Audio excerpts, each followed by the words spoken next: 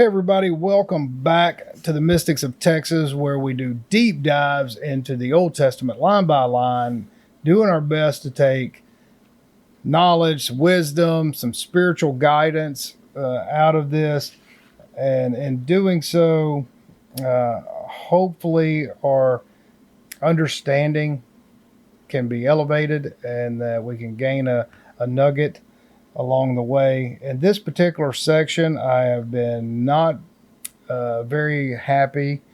Well, it's not true. I'm always happy.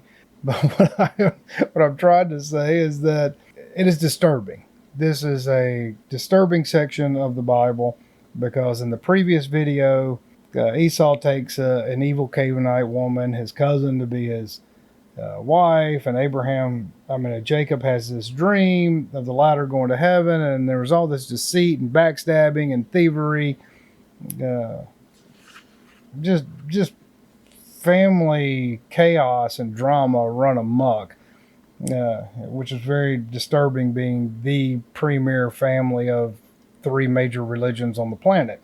So, with that said, let's do that. Let's go in this thing with bite-sized chunks, very brief, just enough where we can have something to think about and how that applies or could apply in our day-to-day life.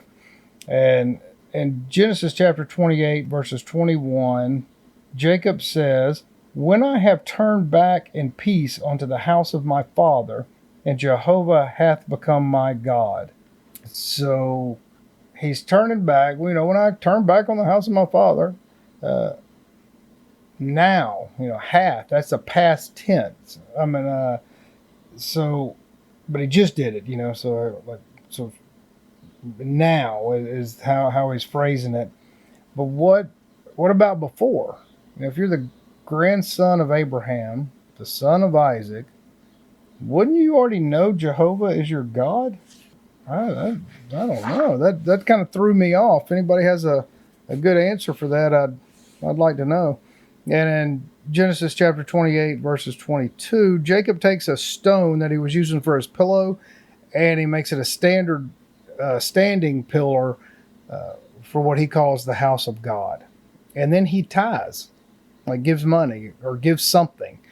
So what is he giving? Like, what is he giving other than the stone?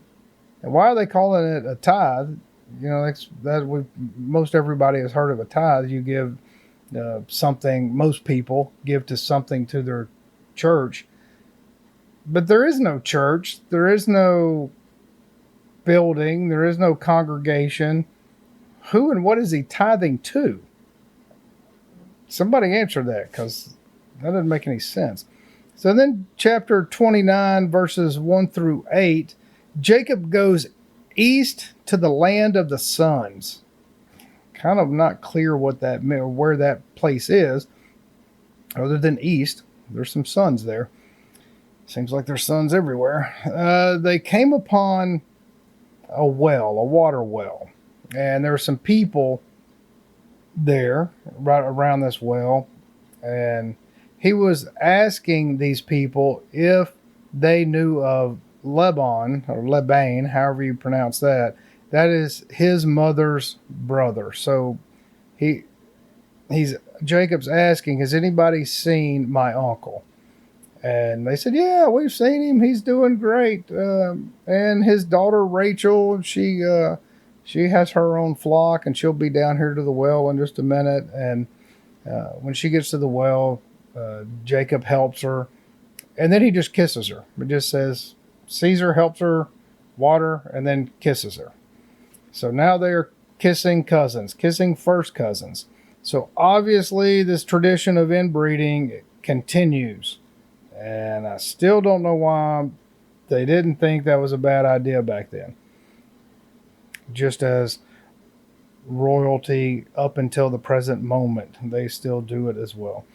So Jacob asked his uncle if he can have Rachel.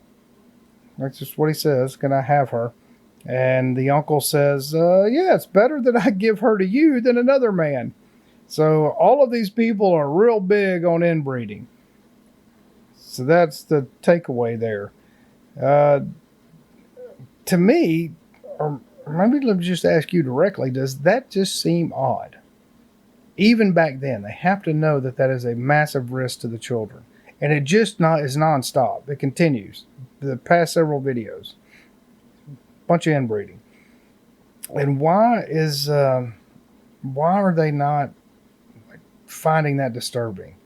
And is that the reason that they're having such conflicts in their families because something's a little off? There's been a little too much inbreeding going on.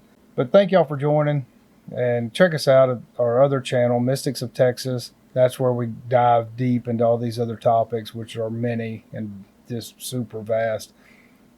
And I welcome you to come out. We're a short drive from Shreveport, short drive from Marshall, and right on the Texas-Louisiana border.